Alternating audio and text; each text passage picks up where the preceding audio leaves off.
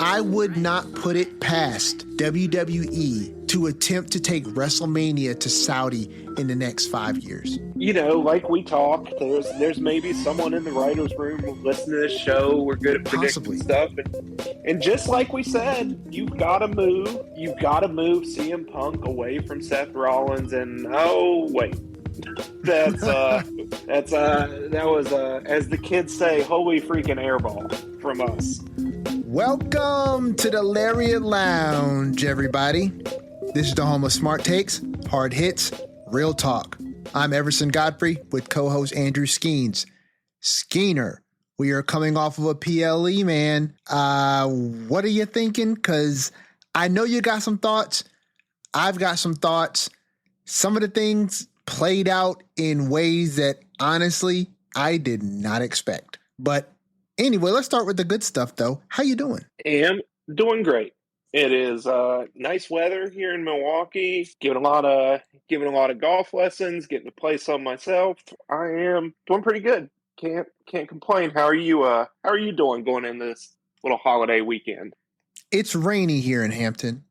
But that's not a bad thing. It's not a bad thing, dude. We've had plus 90-degree weather for yeah, it's been hot over there. Yeah, well over a week now. So whenever we get a little bit of rain, it's nice. We got a huge garden. My wife and I do produce garden out in the backyard, man. So anytime we can get natural irrigation on those plants, they seem to just come alive and it helps everything out. So rain for us, not a bad thing at all.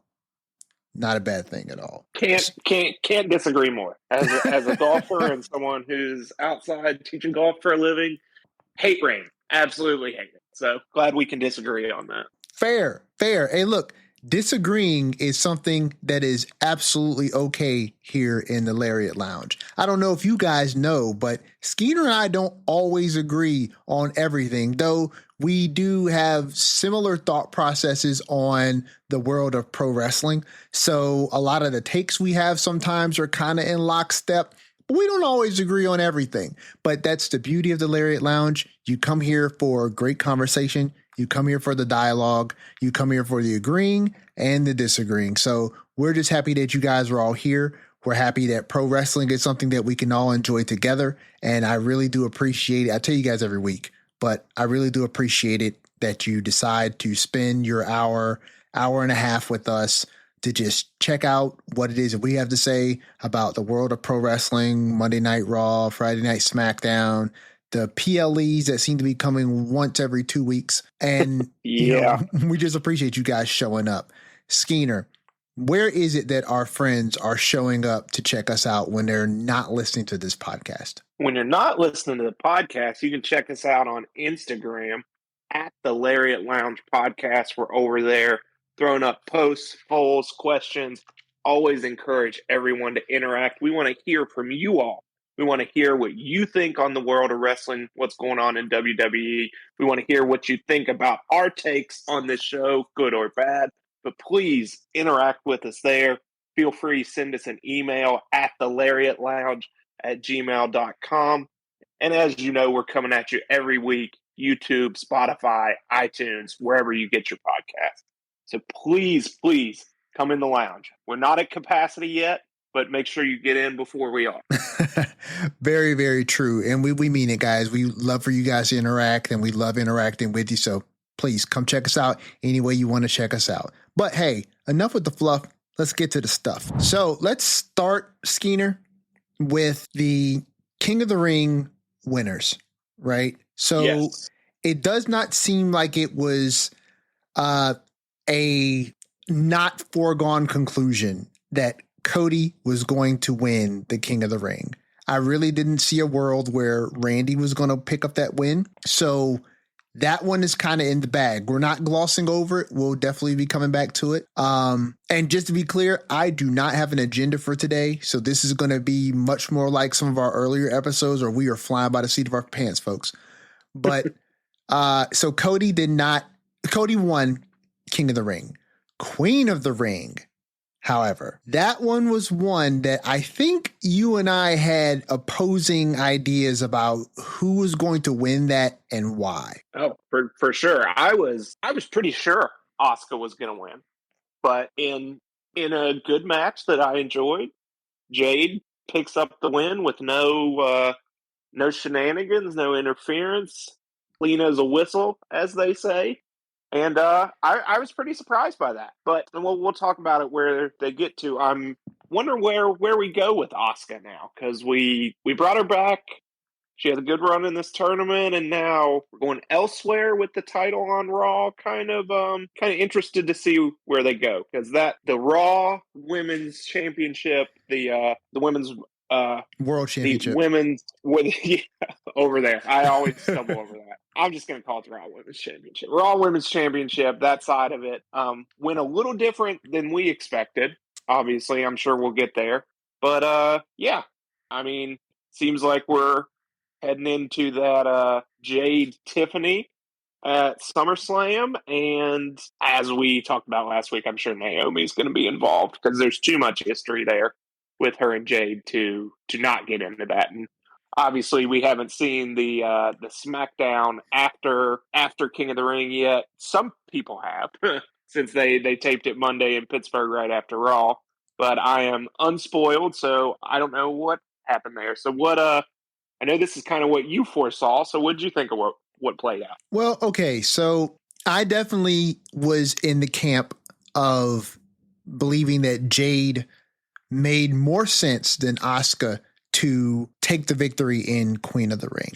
I thought that was definitely going to be the case, just because when you have Naomi with the women's Money in the Bank, I think it just writes itself to have Naomi cash in on Jade, particularly because I think we were given a definite red herring with Naomi attempting to cash in on Tiffany. I definitely don't think we're going to get a cash in before Jade, in my opinion, eventually takes that championship off of Tiffany Stratton. Now, I don't know when that match has to happen at SummerSlam, because that's when Jade's championship opportunity is going to come.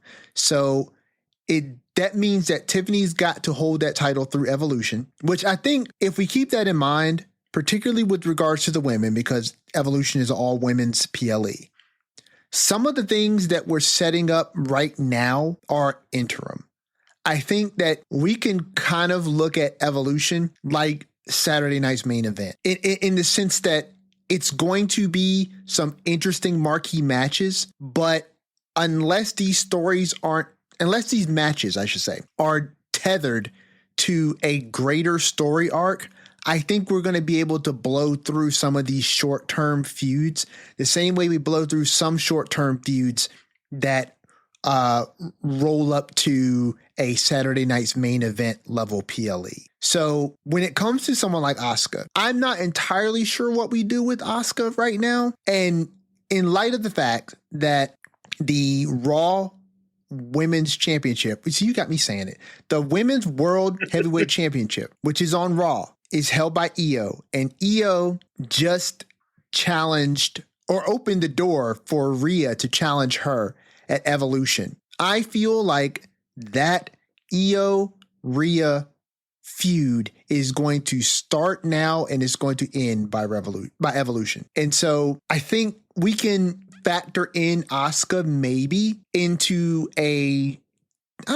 into some sort of title picture scene after Evolution. We've got other women that could be factored into title picture scenes as well that are not currently in that picture. But for now, I think you can't rule out Bianca Belair. I believe she's going to be back relatively soon.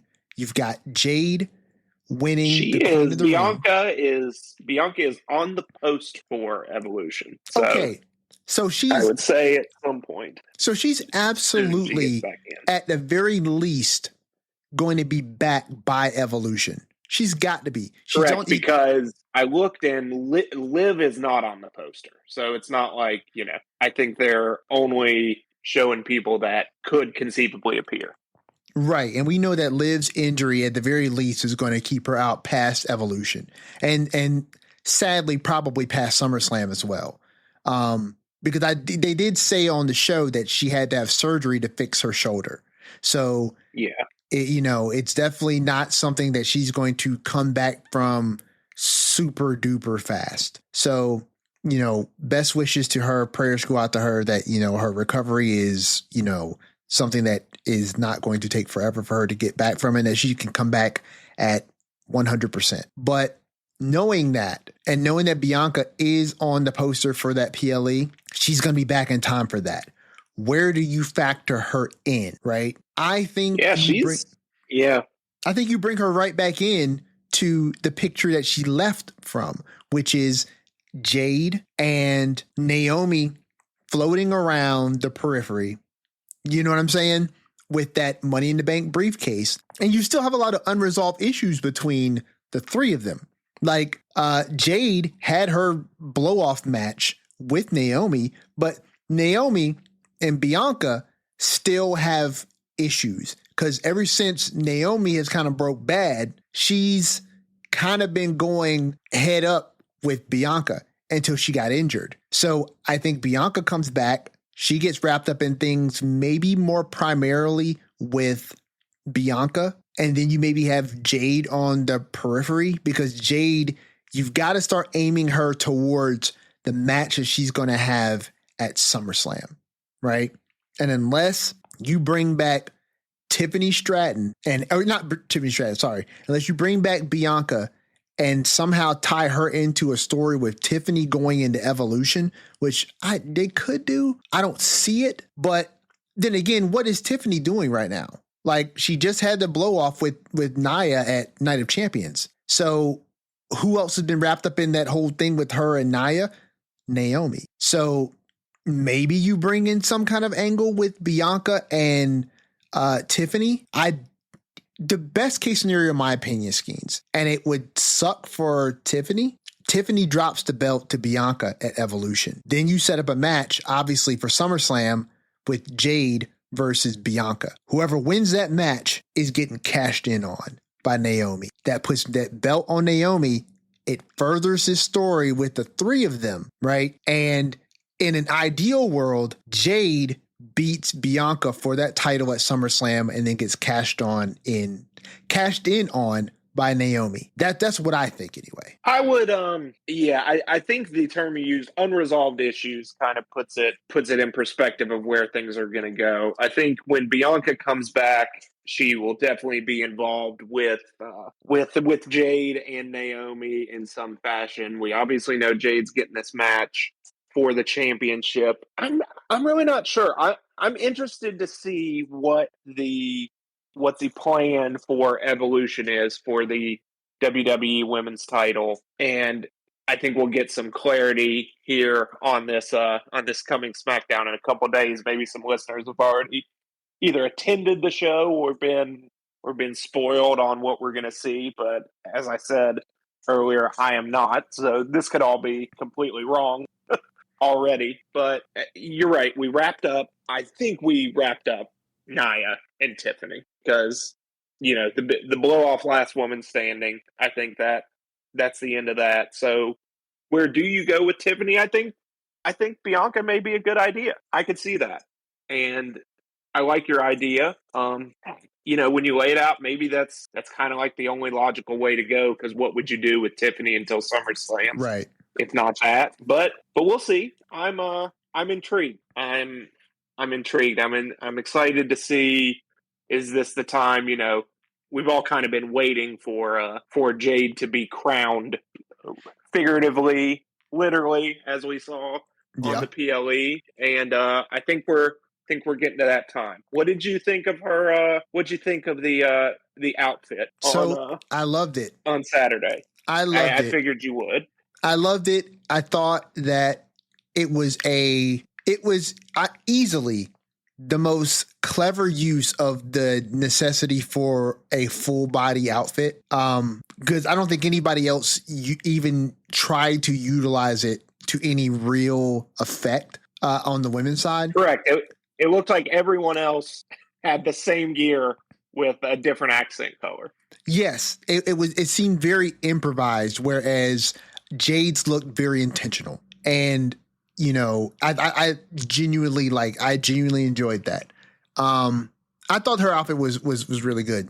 I do think, and this is just a personal opinion of mine, this has nothing to do with the two women involved, but it had everything to do with the crowd. Listen, it's no surprise because we've been to Saudi enough times to understand what the general makeup of a Saudi crowd is going to be. Thousands and thousands and thousands of Saudi dudes. And you're going to have some women in there for sure, but not nearly as much as you have men in that crowd. Was it just me, or did it seem like that Saudi crowd really was not invested in that match the way they were invested in the other matches? Oh, that was definitely the match. The Queen of the Ring final was definitely the match they were the least into, and I think they gave Asuka a good reaction. It just seems like Jade isn't on that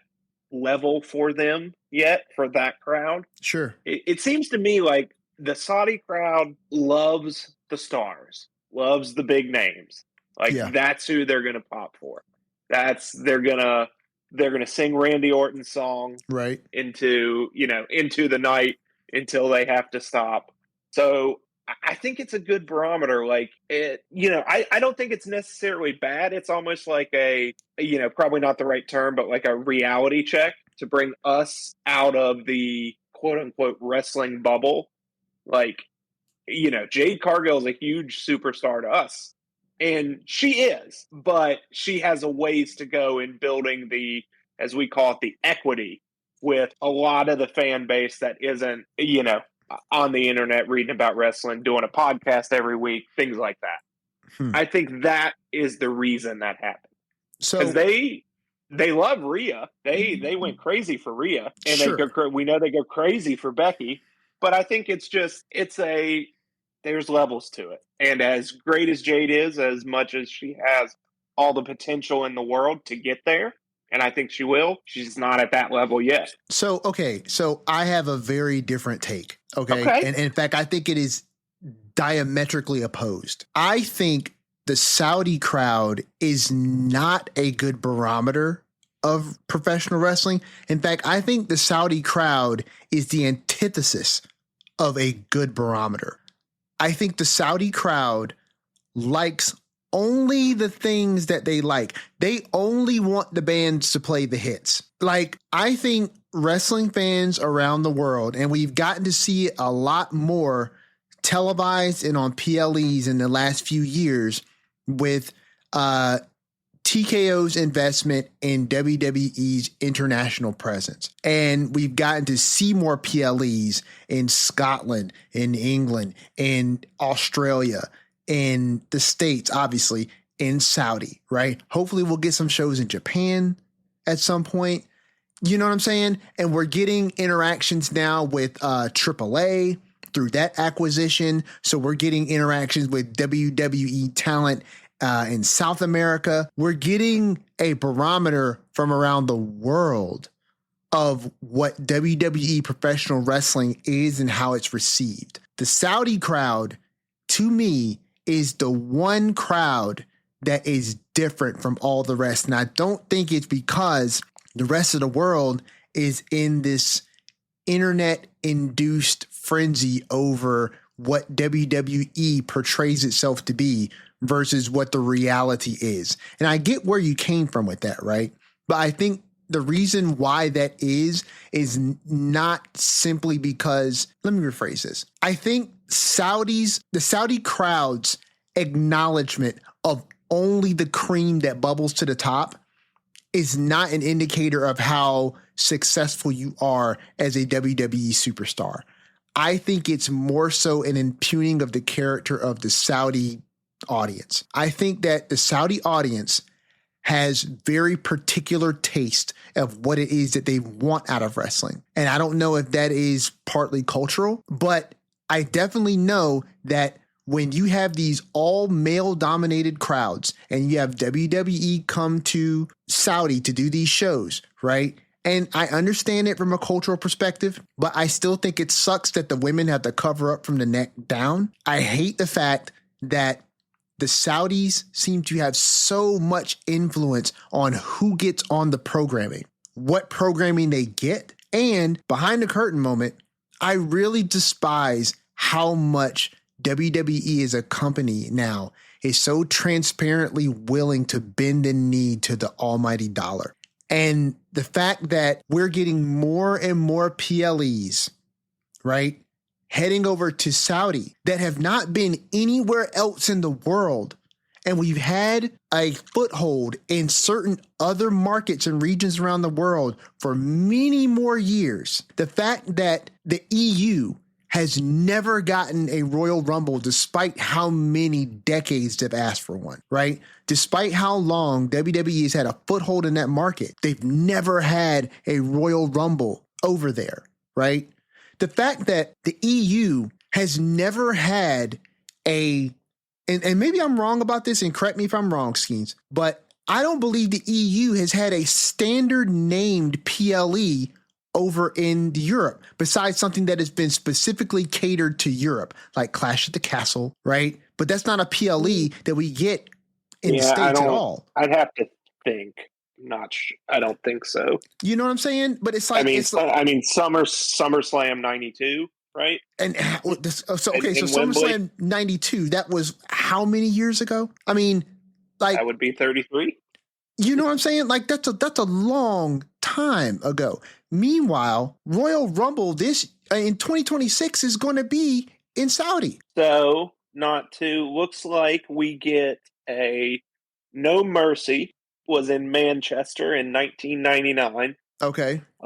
Seems like you're not wanting to count Rebellion and Insurrection, which they did for a few years, which were always in England. And then from Insurrection in 2003 to Clash at the Castle in 2022, there were. Although we are forgetting that Money in the Bank was in London 2 years ago. Okay, so all right.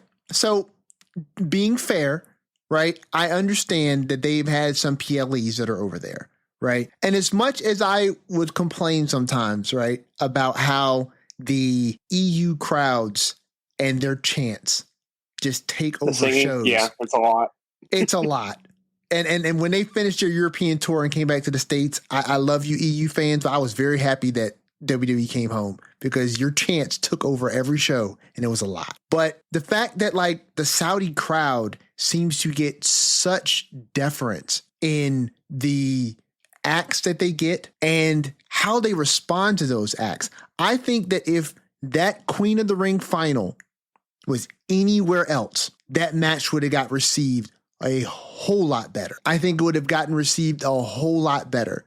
Did Becky and did Becky compete at Clash of Champions, or was that on Saturday? No. So who did Lyra wrestle? No. Lyra wrestled Bayley Monday. Okay, so neither one of them compete. So the only female match that was Rhea and Raquel. It was Rhea and Raquel with a Roxanne run in interference, and then Jade and Asuka. And then on Friday you had Tiffany and Nia and Julia and Zelina. Okay. So there's something that wrestlers have always said, I've heard over the years in different interviews, right? When it comes to crowd reaction, right? It's better to be booed than to be cheered. It's better to be cheered than to be booed. But the worst thing is when there's silence. Obviously, they popped for Rhea. When Raquel came out, Raquel got no response. When Jade came out, there were some boos during the match, but when Jade came out, there was no response. We talked quite a bit on this pod about the contract that we sign as wrestling fans to play our part when we interact with these shows. Now, obviously, there isn't any real paper to pen contract, but we understand that we are a part of this show in the way that we are, which is the background audience to this Greek story that's being told in the ring. The fact that you have two superstars who put in so much work, not just in the ring for their profession, but to tell these stories that have been being built over weeks, sometimes months, to have this story culminate in Saudi. I felt so bad for Raquel to come out to freaking crickets. Like, I felt so bad, and particularly because I definitely feel like this story angle with Raquel took a very hard pivot when Liv got hurt, right? I It think had to. it had to. There was really no way around that one. Right. There was no way around it, right? These are those moments where it's like happenstance, things have happened, and now you're positioned in a spotlight position, right?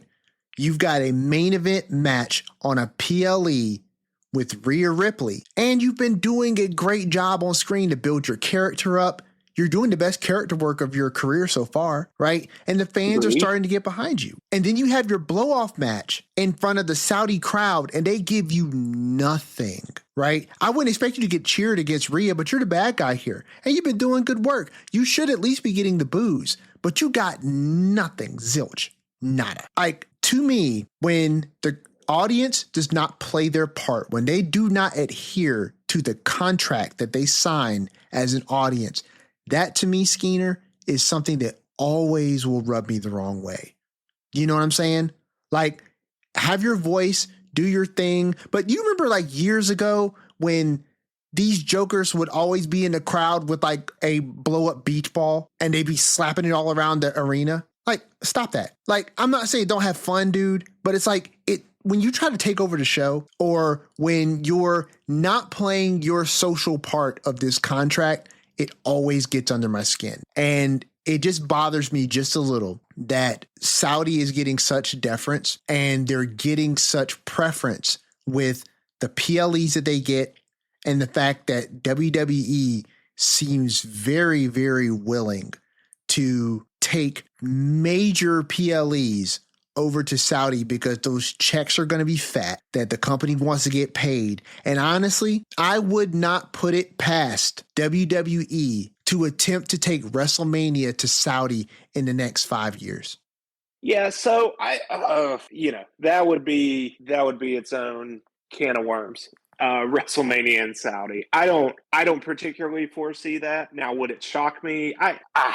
All that stuff. I don't really want to get into it on this podcast at this time. And maybe what I want to clarify, maybe I was a little ineloquent earlier about how I view their crowd reactions. Okay. And maybe it's not, the global wrestling audience as a whole, and I hate using this term, but it fits so much. I think it's a good barometer of what your quote unquote CAG might know or care about. And I still I get it. I get the frustration.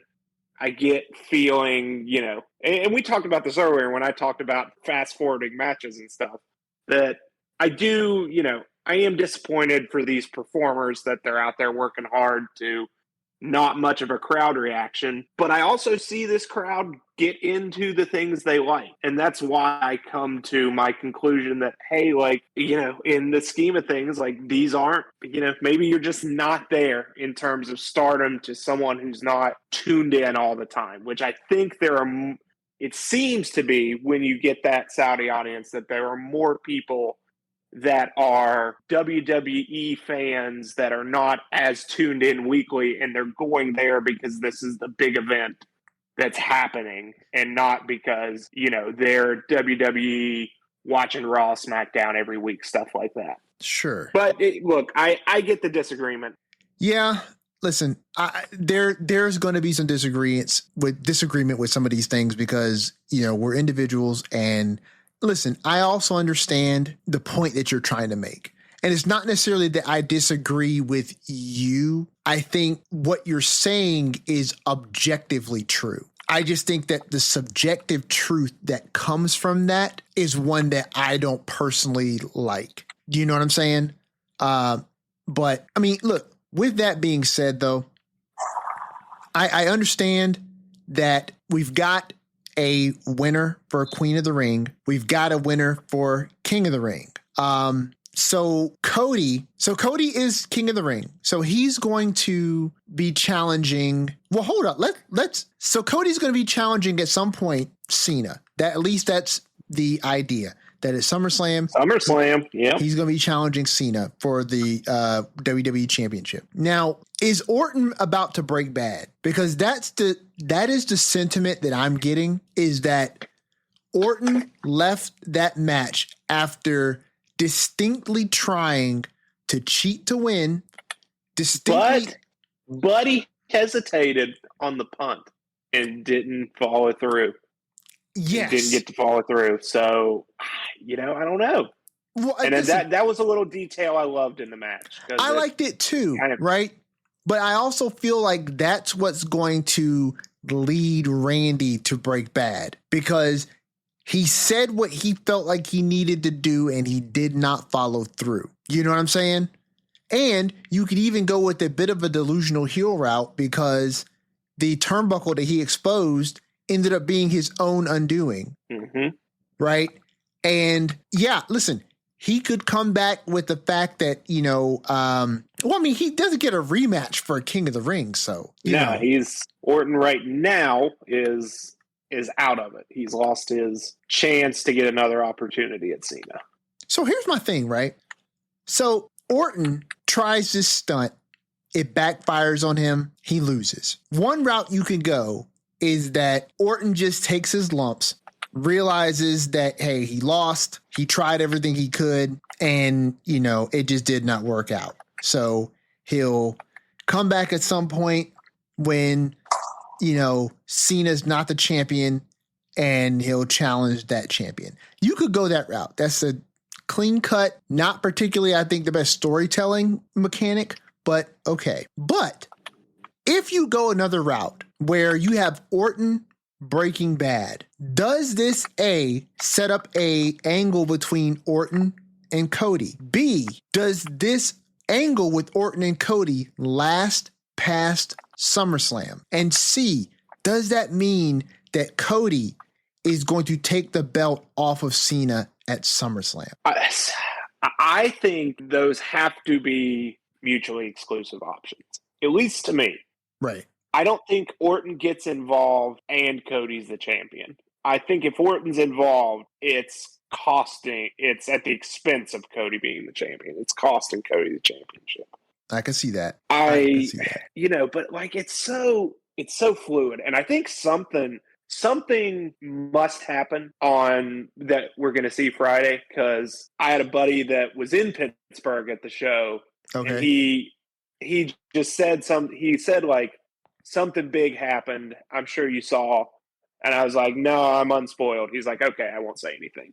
So I feel like it's got to be something. Maybe we get the Randy turn this Friday. I could see that, because now he's kind of, where does he go? Where do we go with Cody? Because we got a little bit of time to build. How often Cena's going to show up? I could see that. I would really enjoy a sustained Randy and Cody story, because there's so much to play on there with the history, and yes, obviously they were together, a mentor type situation, and now Cody is the guy that is sort of in the spot Randy used to be in. I think it would be great. I hope we get it. You got to think that's where they're going, right? I mean, it just makes too much sense. I mean, that's what I'm with you. It makes too much sense not to do it. And listen, at some point, Cody has to have a storyline that is not about him trying to get the championship. You know what I mean? Like, that was his goal coming back to WWE, the whole finish a story thing. It was always pointed towards the championship, right? One of his more fun story arcs that he had that did not involve him trying to get to the title was his tag team run with Jay. So he needs something else. And I agree with you 1000%. That an angle with Orton and Cody is, it's ripe. It is ripe for the picking. And Cody, it would not be a bad idea, in my opinion, particularly because this WWE Championship title is wrapped squarely around the waist of one Jonathan Cena. And I think that it should stay that way as long as the focus is on telling Cena's farewell story. You know what I mean? I think that that's kind of where I'm at. Yeah, I think the matches that he has with the marquee names that he has should all be in service of telling that story. It should never be more about Punk. It should never be more about Cody. It should never be more about Truth, or Orton. It needs to all be centered around Cena and what is going on with his development into his retirement. And so I agree also with the idea that an Orton Cody feud does not need to have the title involved. I think it just makes for the stakes to be centered around something that is very personal. And honestly, I hadn't thought about it till you mentioned it, but that would be perfect. A perfect angle would be Cody getting his title shot at SummerSlam to beat Cena, and you have Orton interfere and cost him that match, right? It will be the ultimate betrayal, and you can spin that into, a feud that maybe has this blow off at Survivor Series, because that's your next big four event after SummerSlam, right? So you take that feud through to Survivor Series, and I think it would be a feud for the ages. And oh man, I love that, Skeens. That's a good one. That's a really good Ultimate one. Betrayal puts it well. Yes. Because I think you could tell a lot, and there's so much there with how, some people don't like it, but the emotional Cody promo you could get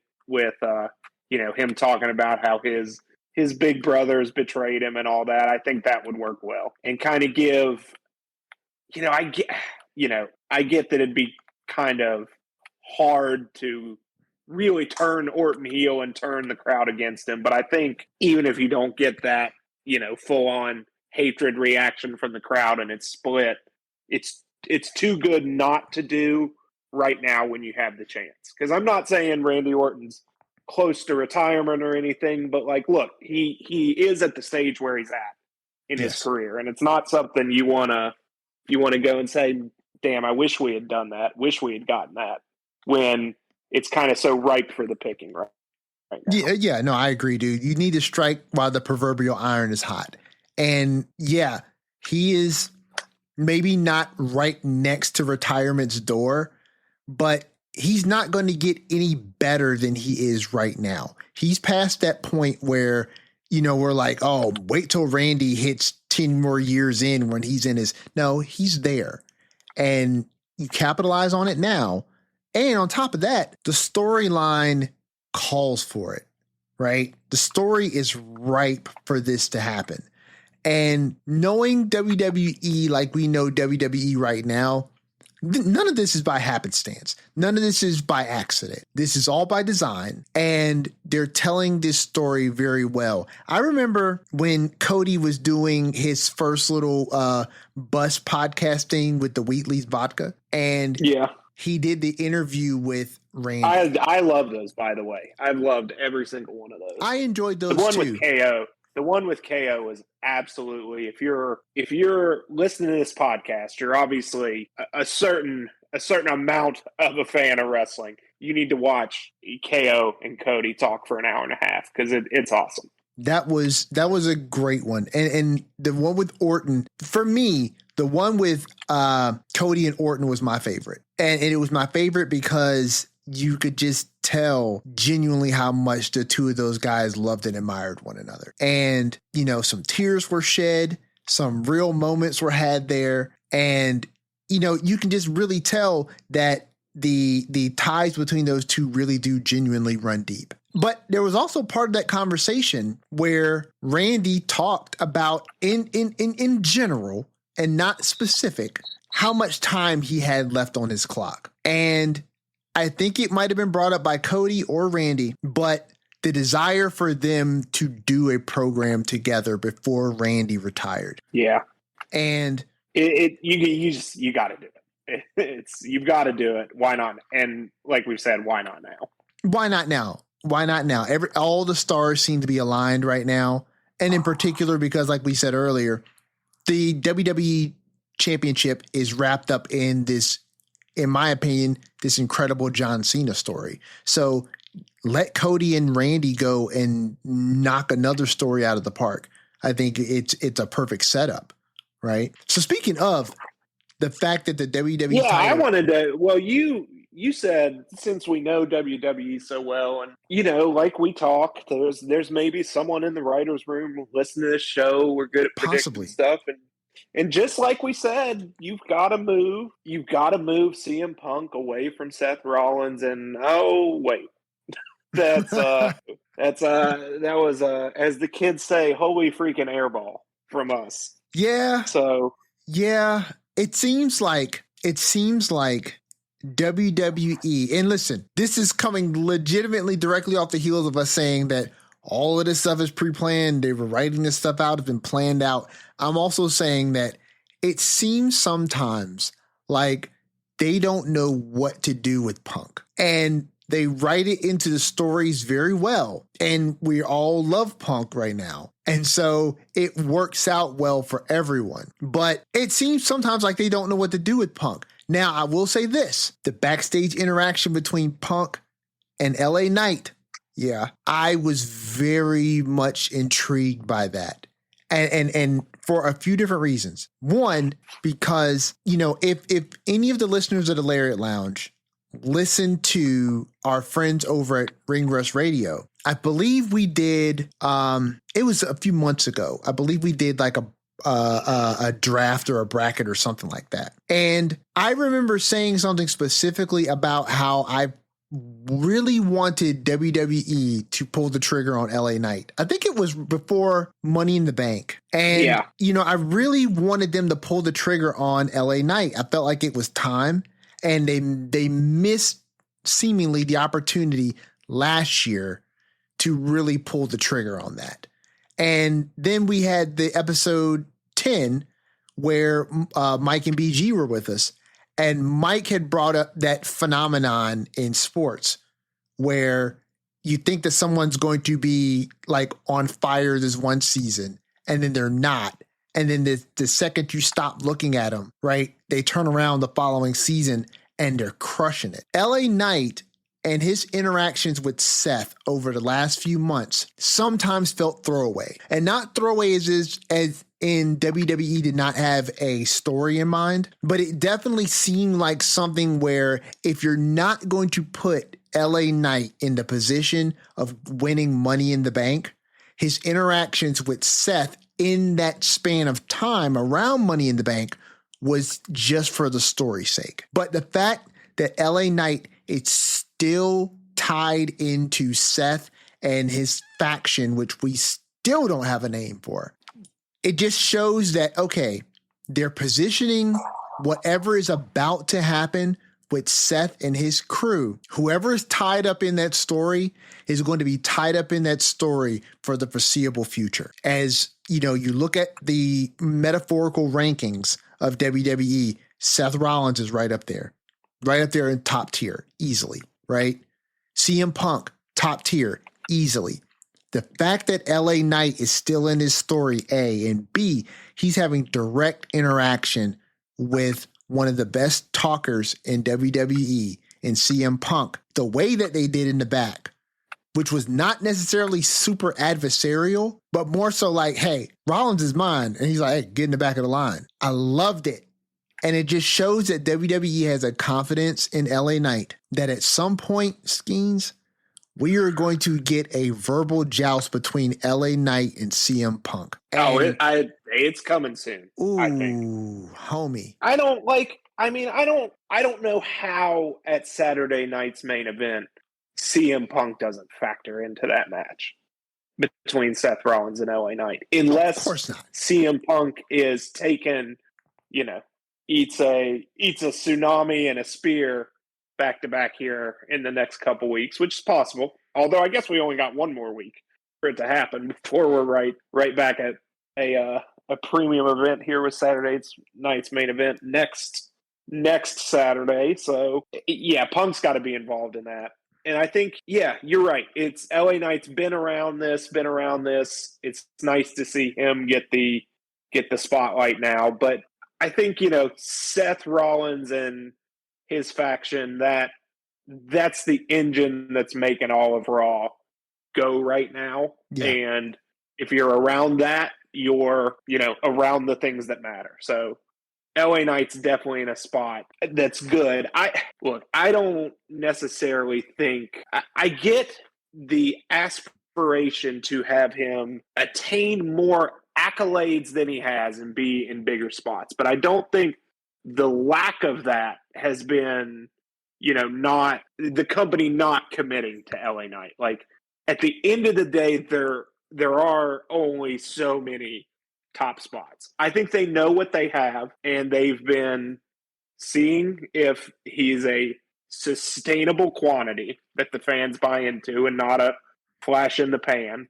Sure. And they definitely trust him with the spots he's in. And I think, there's going to be these next couple weeks for him are no better proving ground. I mean, he had a great spot with Roman a couple years ago, and that's a big spot, and this is the next big one. Is he going to be in the ring with possibly the best out there today in Seth? He's going to be going at it with a legend in CM Punk, and he's going to be a focal point. So let's see where it goes. Yeah, I'm definitely looking forward to it. I really want to see what it is that they decide to do with LA Knight, particularly because a lot of these stories at this point have been narratively sound, right? They have been being told with a level of purpose and intent that we as story people are eating up. I've thoroughly been enjoying watching stories like John Cena's retirement tour, the story around Seth and his faction. I've enjoyed watching these things play out because it seems to be a narrative focus on making these stories make sense from one episode to the next. And that lends to a continuity amongst these story beats that is really fun to watch. And the fact that LA Knight is wrapped up in this just makes it even better. And it just means, like you stated and we both alluded to, that they know what they've got with him. And no better proving ground than to put you in these situations and see if you sink or swim. I think they already know he's going to swim. And so it's just a matter of waiting your turn. And I typically don't like that terminology or even the idea behind it. But I definitely think, like you stated, there ain't but so much room at the top of this mountain. And not everyone can be in that top spot all the time. That's just the nature of the game. And so biding your time is not only essential, but it's required. And being able to bide your time in such a high visibility spot is, it's great. Speaking of biding your time in high visibility spots. Well, hold on. I'm gonna scratch this record back and rewind a little bit because we're not going to not talk about Punkonomics. Okay. Okay. And yeah. I don't. I mean, I hope you used your NordVPN to watch Smackdown. I did. And get to see that. I did. Look, it was like it hit for me. And I think it's because Punk's kind of in on the joke a little bit. Like, yeah, the cadence and the delivery, it's not there. It's a little corny, but man, I just loved it. And hey, the way you feel about Raquel performing to silence is the way I felt about some of those lines Punk dropped, not getting the reaction they deserved. And I thought that was a fun segment. I'm glad it happened. It was wasted on a crowd that did not appreciate it. Like yeah, I don't. Yeah, that's all I'm gonna say. I'm not gonna go. You're right. I'm not gonna go back in on the Saudi audience because we may have Saudi listeners. And listen, I love you guys. I'm just saying it was wasted on a crowd that did not appreciate it. Listen, if Cena and Punk did that segment in Chicago, right? dude, I mean, let's just call a spade a spade. That one kind of needed a smart crowd. it did. It did. It did. Which sometimes you need, like, you know. And that one, I still loved it though. I mean, it just, even if it's like, you know, we've kind of seen it before, man, I just love that. Listen, I'm going to be straight up honest with you. I felt like Wade Barrett felt when Punk came out with the basic thugonomics. I forgot how much I loved that entrance theme. I genuinely forgot. And no lie, when I heard it and I was really getting into it, right, I was rapping every word along with that song because that song is, look, I don't care what anyone says. There are some bars in that. Two-face rappers, you get hit with 4 shiners. That's legendary. Hey, that is legendary. Listen, that song to me is quintessential John Cena.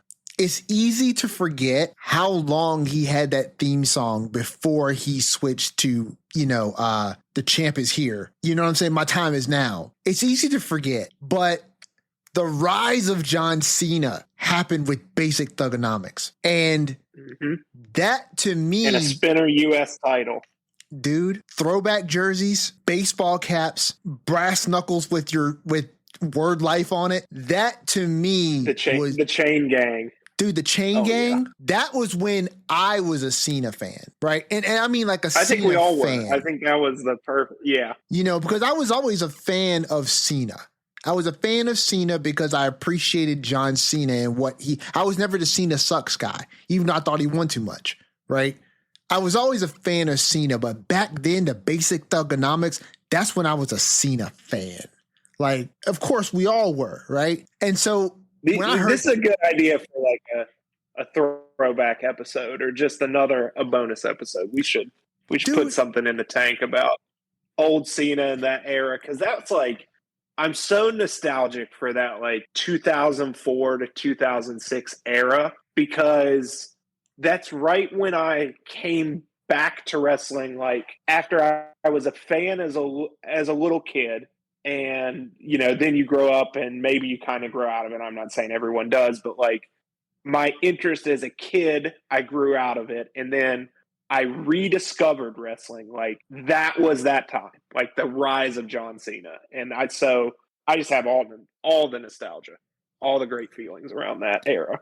Now, see, for me, I never stopped watching. I never stopped watching. I don't think there's been too many weeks of programming that I've missed. I think at times I'm there might have been, because I have a couple gaps.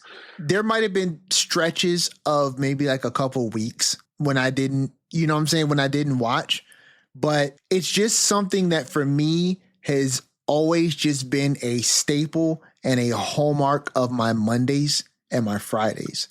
And whether I was watching with bated breath or whether it was on in the background, it was always on. And I think it's a wonderful idea for us to do a bonus episode where we just talk about all the nostalgic parts of wrestling that we really loved. Because Cena is a part of that. Punk and his this Fire Burns era of Punk, I absolutely love. But there was so much that happened during that transition out of the Ruthless Aggression era through what was considered the Ruthless Aggression was, what was the era that the Attitude Era, leaving the Attitude Era into the Ruthless Aggression era. That is probably the formative era for a lot of modern wrestling fans that are not children. That Ruthless Aggression era. And so, there's a lot of nostalgic stuff there. And maybe we do a bonus episode where we're just talking about the great moments in wrestling nostalgia that we just absolutely love. And we just wax poetically about all the stuff that we love. That would be a fun episode. I think so too. That would be a fun episode. We gotta put that on the docket. for Yeah. some I'll, point. I'll make a note of that. But to get back to it at hand, like that, I had a lot of fun with that Punk stuff. I thought they delivered a solid match. I didn't know how they were gonna quote unquote get out of it and have Cena retain. But I didn't see the Seth Rollins interference coming because, like we said, we thought we were moving away from that chapter. But you know what? Credit to him. Seth has said, as long as I'm drawing breath, Punk isn't going to be champion. And he didn't forget that. That character didn't forget that. So, look, kudos to the consistency in making him a man of his word. The Agreed. Same way I said he needed to win Money in the Bank to be a man of his word. Hey, this makes perfect sense. Why should he stop hating CM Punk? It's perfect. And when Cena gave that shoulder tackle to poor Charles Robinson, I jumped up off the couch because I loved that because I didn't expect that. I thought the camera worked. They shot it beautifully. And, if you're a wrestling fan, they're referencing the Charles Robinson sprinting down the long ramp moment. Nowhere in my mind did I expect John Cena to just level him. But that was damn such near a a pounce. great moment. So fun. Works. Great reference there. And yeah, just that's just fun. And you're like, you know what? That is exactly what this John Cena would do. Is there's another ref coming in to spoil this? He's just going to tackle the ref. And I loved that. I thought, look, people want to talk about, Punk and Cena aren't what they used to be. But what they did to me was perfect. That's all I needed. Oh, I agree. Listen, I think that match was very well told. I think that it is a great way to have this match move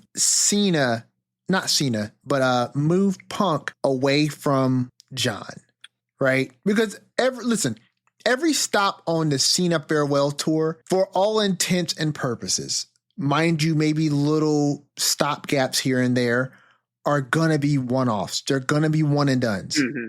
So, we have to accept the fact that it's going to be some peel and go moments, right? Where you're going to have these feuds. They're going to bubble up. You're going to have a blow off match, and then you've got to peel the other person away so Cena can move on to the next thing, right? It's as episodic gets. And so, yeah, you got to peel him away. And what a great way to peel him away. Peel him away right back into a story that is rich with diversity and nuance. That is Seth Rollins, the Money in the Bank briefcase. LA Knight is in this thing. Punk is still involved in this. And you have all of these other interwoven parts that can still interact and allow Cena to move on, to something else, which obviously with Cody winning Money in the Bank, that next stop on Cena's tour is back to Cody. I personally don't think that's where his tour ends as far as his championship run is concerned, but we know that's where it's going next, right? I'm going to go ahead and ask it now. Okay. SummerSlam. And one word answer, final boss, yes or no? If I had to make a wager right now, if I was a betting man, which I'm not, but if I was, I would say yes. Not because I think it's going to happen. That's where I'm at. Hopelessly optimistic. Well, no, see, I say yes, not because I think it's going to happen. I say yes because if it's going to happen anywhere, it's going to happen at 2-night Hot WrestleMania in Jersey. Mm-hmm. Like, you know what I'm saying? Like, there's no other stop for this to happen that would make economic sense for WWE, right? Logistical sense for The Rock, and storyline sense for John Cena and his farewell tour. I'm not even going to speak that into the ethos because I don't want it to happen. But I think it makes the most sense for the final boss to show up there and interject in some way with that match.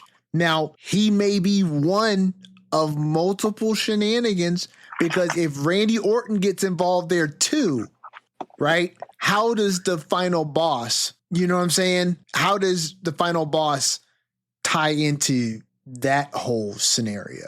Maybe he doesn't. Maybe he's just one of a number of interactions that Cody and Cena will have in that match. I mean, who knows? I'll say this. If the final boss and his interactions, because Cody will be in the match, obviously there may be some interaction with Cody there. I find it really tough for me to mentally swallow the idea of bringing the final boss back to interact with Cody after the stark drop off we had after Elimination Chamber.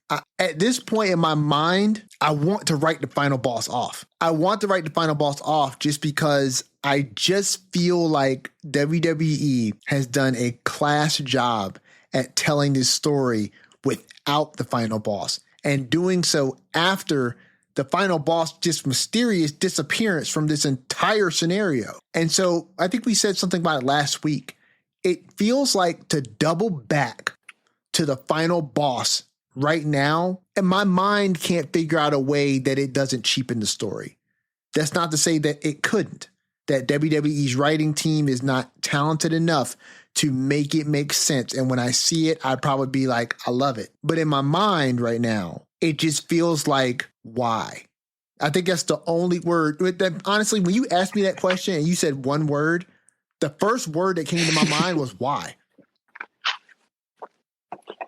And I've got all the way till SummerSlam. I'm going to ask you these ridiculous questions and have you give 200-word, one-word answers on it. But I've got more. And I'm not going to sidetrack us more, but I just thought of something else. But I'm going to keep it. No, I'm going to keep it locked away until at least next week. What is it? Okay, you know what? Is all forgiven with the final boss and his involvement and lack thereof if at SummerSlam he gets Cody's soul. And The Rock gets what he really wanted in this whole thing, and that he used John Cena to finally get Cody, and corporate Cody hoist the belt with The Rock's help. I think that's a way you begin to turn John Cena. I know. We've talked about, do you turn him back face and how? That could do it. It could. Now that's ambitious and requires a lot, and I'm not saying I think they do it, but I'm saying I hope they do it. The question I would have would be, is WWE really willing to pull the trigger on turning Cody heel? Yeah, I don't think that. That's my one hesitation, is I don't think it's time yet. Yeah, and that's my thing right there too, right? Is you'd have to pull the trigger on Cody turning heel for that to work. And I just don't see a world where WWE pulls the trigger on that right now. It leaves you without that top baby face, really. It really does. And I don't Which see I guess who you slot beyond into that that, spot. who is it? CM Punk, but are you, where's he at as in terms of, making the towns all the time? Not that they do a lot of that anymore, but you kind of, I think, get where I'm going. No, I understand. I agree. You got to have someone else. I agree 1,000%, right? Cody doesn't wrestle every program, but when he's not on a hiatus like he was recently after WrestleMania, Cody was on every program. He didn't wrestle everyone, but he was on everyone. And probably wrestled a dark match on everyone. Maybe so. And the fact is, if you're going to be the quarterback, because that's what they like to call him all the time, if you're going to be the QB, you got to show up. And I feel like Roman, Roman's not, even if he comes back, he's not going to be that. Well, no, I don't mean that. I mean, like, stage, yeah. when Roman was on his 1,000-day title run, he was doing his best to QB that, right? Mm-hmm. And he wasn't successful at hitting all the shows, right?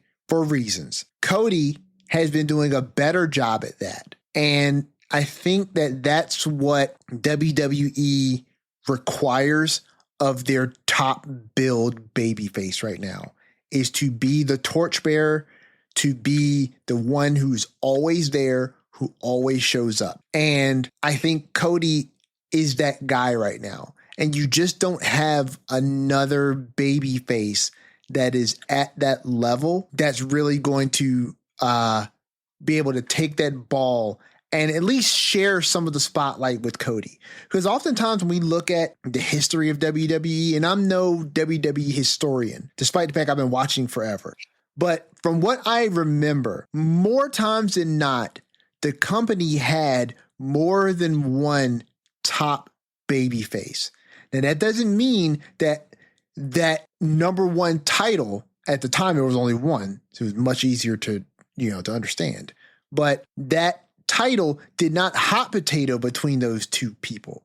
But it did set up a situation to where when one of those superstars was either not the top babyface or was not around for a little bit, you could hand it off to someone else, right? 100%. And I think maybe it's changed, but like the guy I'm thinking about, and because I mean, this is almost a relic of the past now, but if you went to a house show, a live event, who was the guy closing the show as his music plays 4 or 5 times on repeat and he's going around shaking hands, kissing babies, and signing autographs?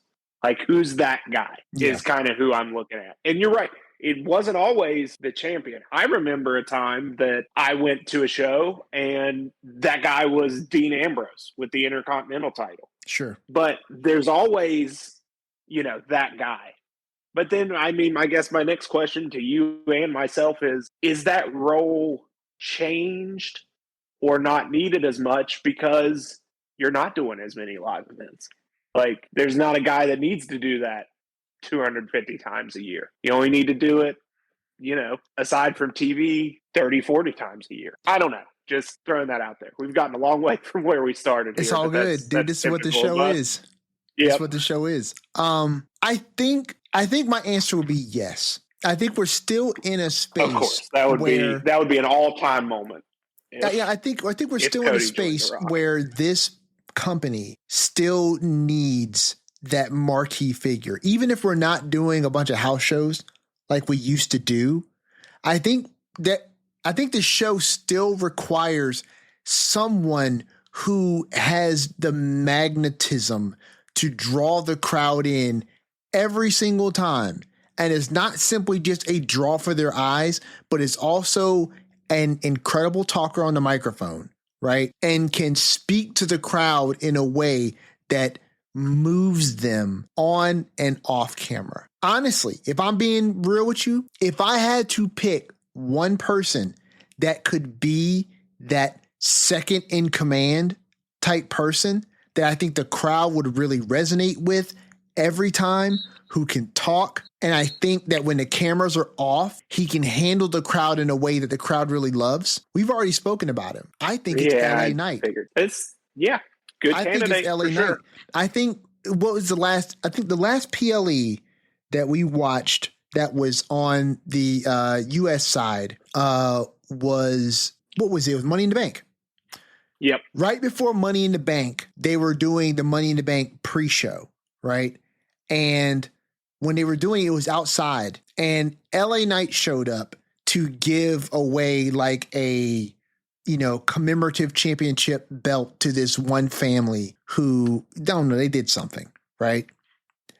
It wasn't so much that he was chosen to be the person to give this belt to this family. It was how he handled this family, how he handled the outdoor crowd, right? In a situation where his on-screen character was tested by what he had to interact with on stage, right? How he handled the chance for CM Punk. And in light of the fact that, okay, he's not being LA Knight, the wrestler in the ring right now. He's being LA Knight doing this charity thing with people chanting for CM Punk. And even when he gave the commemorative title to, I think, the youngest kid in the family, right? When the youngest kid, he asked on youngest kid, who was he looking forward to as far as Money in the Bank and who he thought was going to win, right? Now, I can't remember exactly who was in the men's Money in the Bank match. Seth Rollins, LA Knight, Andrade, Penta. Who else was in that match, Skeens? I don't know. Somebody else. But he named, we all know the kid. We all know this kid wanted Andrade to win. So he certainly did not say Andrade, but he said somebody else's name, right? And the way that LA Knight handled that with that kid, in my mind, that made me look at LA Knight and think he handled that like a top star. Yeah, I get what you're saying. You know what I mean? And it's like, that's what I think the company looks for. He handled that in a way that you would expect a top star to handle something on a press junket, on Good Morning America. You know what I'm saying? When the cameras are not running. And I thought that it was just really class, and it was professional, and it was handled with a level of professionalism that you would expect of your top guy. And so I don't think it's any secret why he's being put in this position, in this angle with Rollins and Punk, because I do think, like you said, the company does have a lot of trust in him, putting him in these positions, not simply to see if he can handle the pressure, right? But he is one of our trusted guys. And I think you do position him toward the top so that, hey, we need to start building a next really big top baby face. And I think that LA Knight is that dude. I that's just my personal opinion. Definitely a candidate. Definitely a candidate. I'm with you. Yeah, he's a guy that definitely fits that role. You could see everything we talked about, and I talked about him being that guy. Yeah. But we'll have to see. We'll get a big clue in the next couple weeks if he's ready for that, if he is viewed that way, and if he's going to be that guy. Agreed. Now I want to talk to you about something specific, right? And it's an ongoing story narrative that we as members of this lounge have been watching very closely. And it took some steps that we called very clearly. It was written on the wall of every clubhouse that they're in.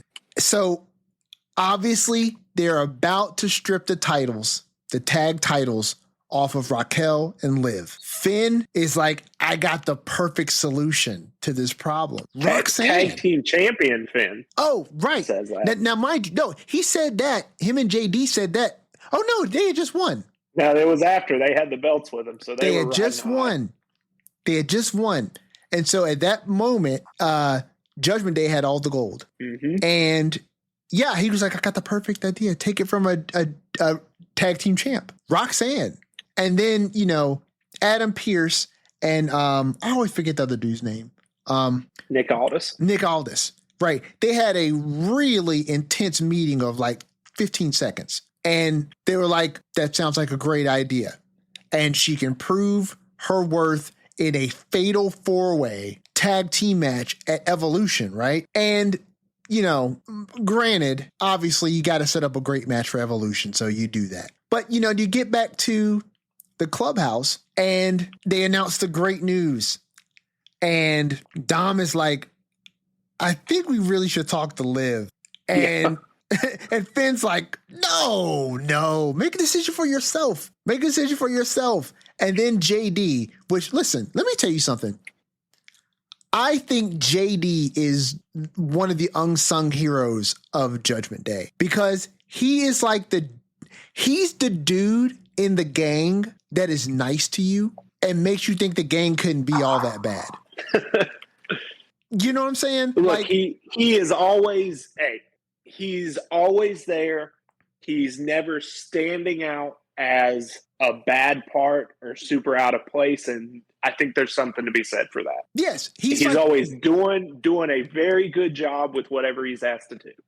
I see it. The way when they went around, they did the vote, right? When Finn threw the vote to JD's answer was rational and measured, right? And it made sense. It wasn't coming from a begrudging space like Raquel, right?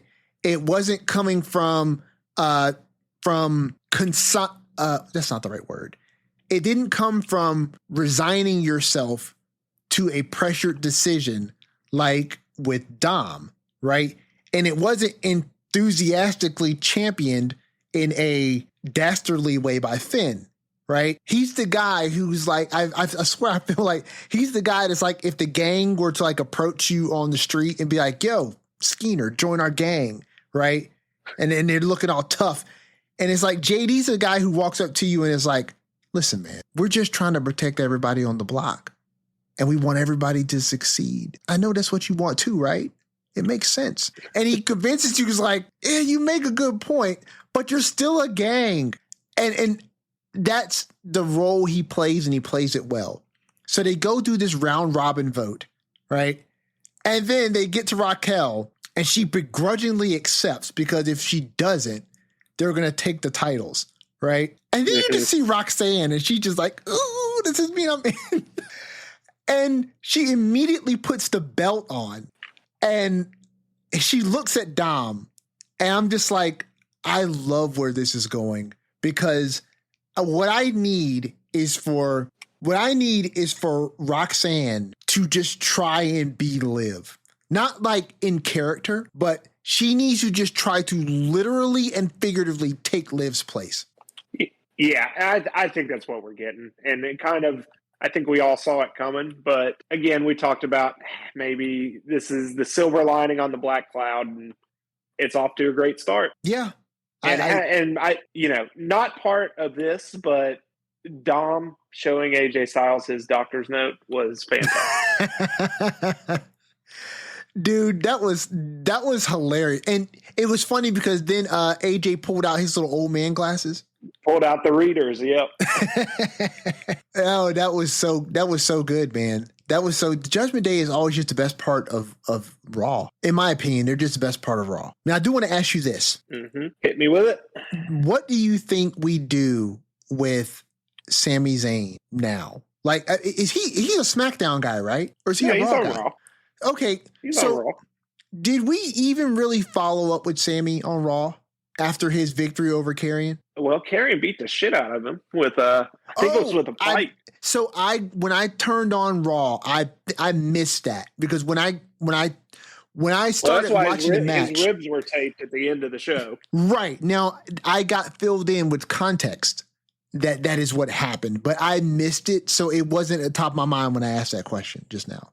It was pretty much Sammy's just backstage. Karrion jumps him out of nowhere, beats the crap out of him with a pipe, and is just, asking him, say I was right, Sammy, say I was right. So seems like we didn't get a lot of, we didn't get much of a further push, but seems like that's still going to happen. There's going to be some cross-Zayn entanglement, I would say. Yeah. But it wasn't, that was not a main focus this week. I'll say that. No, and maybe next week we'll get a little more development on it. It's not exactly where I would have wanted it to go. I mean, I wanted Sammy to win. I felt like that's what needed to happen in that story. I just wish they would have gone in this instant. I wish they would have gone the more obvious route, right? Sammy should have turned another level at Night of Champions and beat Karrion. Maybe it didn't need to be like a beatdown, but he needed to turn it up a notch to beat Karrion. And then it would make sense that Karrion would come out with the tell me that I was right. It just didn't seem like that win was something that required Sammy to, turn it up a notch. No, you're right. We didn't get, I think, a new side of Sami Zayn. We got same old overcome the odds, never give up Sami Zayn. Yes. So I'm with you there, but I'm willing to give it another week or so and see. But yeah, that's a story for they didn't advance it a lot, and maybe they didn't have the plans to do that because that match got kind of shotgunned onto that card because of Dom and AJ. So maybe the plan was to maybe this beatdown was already pinned in for this week, but we shouldn't have had that match. I don't know. Maybe I'm just making excuses for something that wasn't very good, but we'll see. I'm willing to hold my tongue for another week or so on that. Yeah. I feel you on that. So is there anything that you want to touch on, Skeens, before we wrap this up? I am happy to get some gold around the waist of my man Solo Sikoa. Oh, yeah. Because I think he has been doing really good work. Like I said, since he added the ability to, I don't want to call him a comedy guy, but he added that tool to the toolbox. Yes. In this, I think it's been great. And then we saw he turned the serious back on. The group is growing. We got one back. We added a new guy who is a gigantic human being. Yes, Hikuleo. Like I'd seen pictures. So I had never like watched him in a match. Like I knew who he was, knew what he looked like. So I knew that was him when he came out. But I didn't realize he was that damn big. Like that's a big when boy. he stood next, That's a big boy. He stood next to Jacob and threw Jacob in the announce table. I'm like, oh my! So I think that's a different dimension. I'm happy we're going somewhere with Solo because I think he was the unsung guy for SmackDown. A lot of like the beginning of last year in the post Bloodline era, of SmackDown. I think he did a great job. I think he's been a huge success. Like, how are those three brothers just so good at all of this? Like, I mean, what, but I'm happy to see him get that. I'm happy to see where they go. Honestly, kind of shocked they took the title off Jacob so soon, but we'll see on Friday where they go with that stuff. But yeah, was really happy to see that. So what'd you think of that? I thought it was good. I was not attempting to try and ascertain where that title was going to go. I think I was kind of open to whatever, but I agree. When I saw Hikuleo, I thought to myself, that's a big boy. That's a big boy. Yeah. And I think the interaction between Jacob and Jimmy has been good. And I've been really hoping that Jimmy would be able to find his footing in a good story outside of Jay. And he struggled for a while. And I think, finding camaraderie with Jacob is a good thing. I think Jacob probably is a better pursuer of a championship than the holder of one. And so putting him back in a position where he's chasing something, or he's the pun intended, he is the wolf, the predator in this situation, chasing something, I think it works better. And it gives Jimmy something to do now, because as Solo's faction gets bigger, which I guess is the bloodline, as the bloodline gets bigger now that Tama Tonga came back, or was that Tongaloa? I can't. But now that one of the Tama Tongaloas, that was Tongaloa. Okay, that was Tongaloa. Okay, so now that he's back, well, where's Tama Tonga? I believe he is hurt.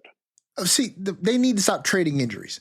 But now that I know Tongaloa is back, right? He's at the side of Solo, along with JC Mateo, and now they've got Hikuleo. Jacob needs allies. What is the name they gave Hikuleo? Oh, they already gave, I believe they gave him Talatonga. Yep, Talatonga. Yep, Talatonga. Okay, hold on. Talatonga, Tamatonga, and Tongaloa. They're all there. Okay. Listen, if you were going to go with that, Mateo. If you're going to go with that naming convention, this is what I would have done, right? Tamatonga, Tongaloa, and Loa Tama, and just make it a full circle. Yeah, I mean, that would have worked, but I would just listen. If we're already doing this, right? Let's just stick to the script and make them a full, full Ouroboros, right? And have the head eating the tail, and let's just keep going around this circle. But okay, whatever. Whatever. Jacob needs allies. And so Jimmy is, he's perfect ally. This whole story is self-contained within, the Fatu bloodline. It's interesting. Here's my only concern. Where do any of these characters besides Jacob Fatu go when this bloodline story eventually runs its course? We've had some headbutting between Solo's bloodline and Seth Rollins faction, but they never really came to blows, right? But I don't know if Solo's version of the Bloodline 2.0 is ever going to be strong enough in the eyes of the WWE universe to really be seen as anything other than, WWE trying to keep the Bloodline thing going because it was such a big thing for so long. It's I don't think anybody really pops for the Bloodline the way they used to, and I don't think they ever will. Like, that was a once in a lifetime thing. And I think that doing this with the Bloodline 2.0 is just a way to kind of keep that candle burning. But I don't know if it resonates in that way, other than giving some of these characters who we like something to do, right? But all of our freaking Samoans are wrapped up in one story besides Jay. And so when this dissolves at some point, I just have a hard time seeing where any of these characters really go, because you only have a few of them who really got personality. Let's be real. Solo, Jacob, Jimmy, that's it. JC Mateo is a blank slate. And correct. But here's the thing. It's on them. Like, they can either look, some of them may go home, go to another company, another place of employment after the story's over. And that's fine. Like, if that's the run, but it's also like, it's a platform for these guys to show that they belong. Like, agree. Solo Sikoa, like, big prospect. Does he get brought up as soon as he does and put in the spotlight if he's not related to who he's related to? And does he debut in such a huge spot? No, probably not. But he's good enough, and he makes a mark in the background just by standing there and not talking for most of the time. But he made himself a thing, and now look where he's at. Jacob Fatu. If the Bloodline doesn't happen, I always say this. Me and my buddy always joke, and it's more in service of like thinking about how great our OTC is and how great the Bloodline was. Like, but sure. Imagine Steve Austin's third cousin that's a felon just got hired. Like, that's how good Roman was. They're just hiring anyone around him, just hiring everyone. But, Jacob Fatu comes in. He's must-see TV. He's doing the boogeyman shake. I've never mentioned that on here, but I love that so much. That's one of, like, the coolest things going on is when he does that boogeyman shake. And that video, I'm sure you've seen it, of him meeting the boogeyman backstage. No, I haven't seen that. And he's just like, oh my, I'll have to send it to you. And he's just hugging him like a child meeting his hero. And it's the greatest thing ever. But like, he made himself a thing that people want to see. It's on these guys to figure out if they're going to have a place, or if the Bloodline is just going to be their run and they don't go anywhere afterwards. So I'm not necessarily as concerned about where they go. I think it's on them where they go. And I know that's not what you're asking, but I threw my 2 cents in there. No, I appreciate it. And I hear what you're saying. I guess my whole thing, right, is just the Bloodline 2.0 is a continuation of the Bloodline. I feel like the whole angle of how many of them are there, right, was part of the mystique and the aura of the original Bloodline. Right. I feel like Bloodline 2.0 and its continued use of it is continuing to play the hits. And I think that it's worked in the sense of bringing us Jacob. Right. But I guess I wonder, at some point, this has got to end, unless your whole idea is that for as long as we got the Bloodline going, this whole thing we're going to do is just keep bringing in more of the Fatus. And you know what I'm saying? And more of this Samoan dynasty. And you just keep infusing new Samoans into the Bloodline. And it's just like, I feel like at some point that story is going to run its course, and then it's not going to be that breeding ground for people to even show up and show out. And you just put them on the main roster, on the regular roster without the faction, and see where it is that they go. But we've seen how loose parts, just oftentimes don't get utilized the way that they could when they have a foster home. That's what the Judgment Day has been. And to an extent, that's what the Bloodline 2.0 has been. It's been foster homes. I think the Judgment Day has just done a better job of it because they have not been as indebted to their original story as the Bloodline has been, right? Judgment Day had an original story with Edge and all that stuff. They've pivoted so far away from that they've become their own thing.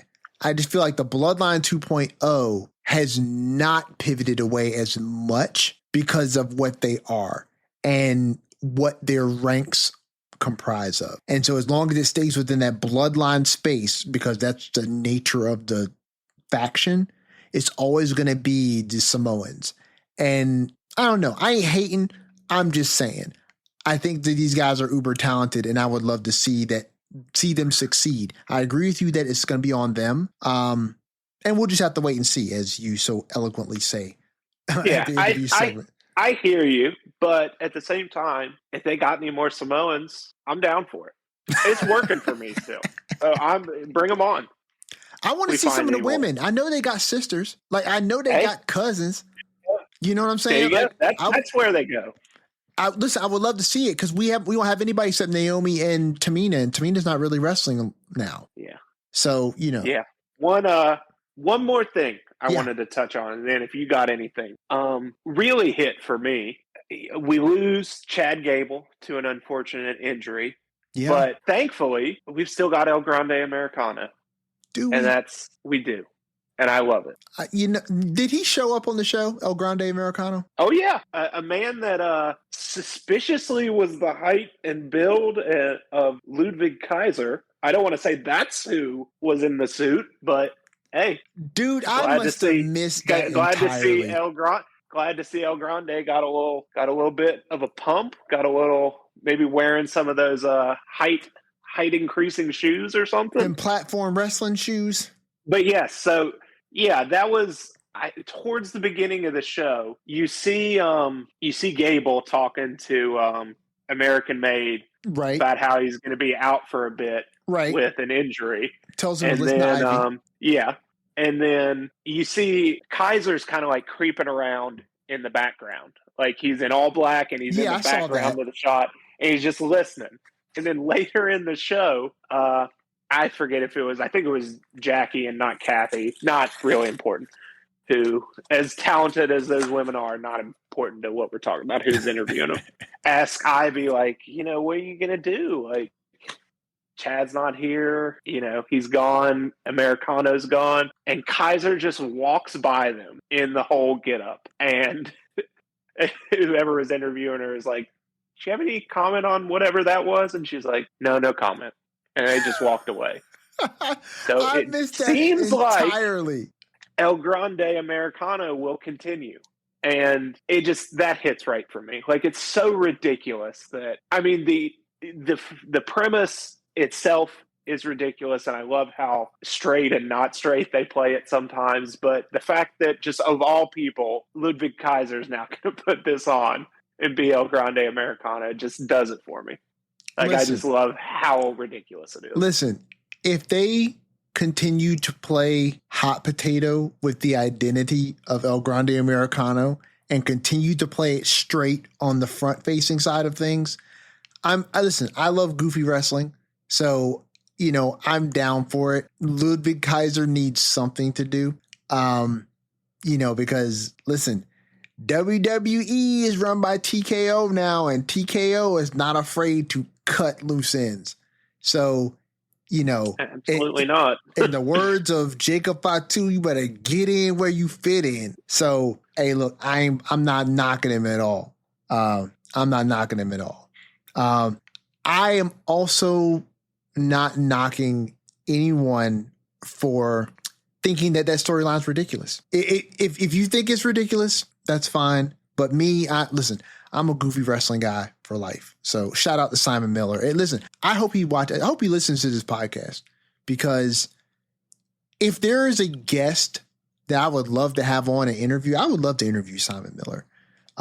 Maybe I'll reach out to him. Maybe we can try to do that for like a special episode or something. Ooh, man, you're cooking up some big ideas. Dude, I've got a lot of them. I have been listening to Diary of a CEO for like a week now, and it's just been fueling a lot of these ideas that I've been having, and I've been thinking about some stuff. But I've been thinking about trying to possibly do behind the curtain, folks. I'm letting it out here. I'm thinking about maybe trying to get an interview together with someone.